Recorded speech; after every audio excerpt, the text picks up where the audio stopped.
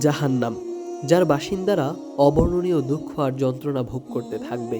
কিন্তু ৪ শ্রেণীর ব্যক্তিকে জাহান্নামে নিক্ষেপ করার পর জাহান্নামের শাস্তি আরও বাড়িয়ে দেওয়া হবে। ফলে জাহান্নামবাসী উত্তপ্ত পানি আর আগুনের মধ্য দিয়ে ছোটাছুটি করতে থাকবে এবং নিজেদের জন্য মৃত্যু ও ধ্বংস কামনা করতে থাকবে।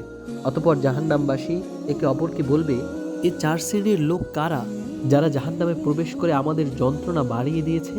তখন অপরজন বলবে, ওদের একজনকে একটি আগুনের খাঁচায় আবদ্ধ করে রাখা হয়েছে, অপরজন নিজের বেরিয়ে পড়া নাড়িভুড়ি টেনে নিয়ে বেড়াচ্ছে, অপরজনের মুখ থেকে অনবরত পুজ ও রক্তের বমি হচ্ছে, আর একজন নিজের শরীরের গোস্ত কামড়িয়ে খাচ্ছে।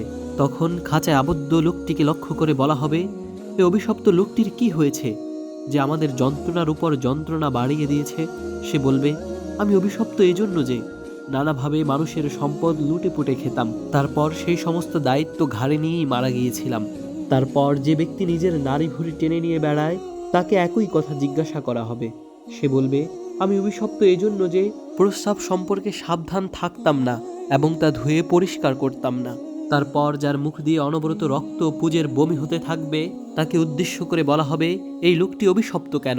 সে বলবে, আমি অভিশপ্ত এজন্য যে আমি যে কোনো খারাপ কথা শুনে মজা পেতাম এবং একজনের কথা অপরজনের কাছে পৌঁছে দিয়ে তাদের মধ্যে শত্রুতা বাঁধিয়ে দিতাম, অর্থাৎ চগুলখুরি করতাম।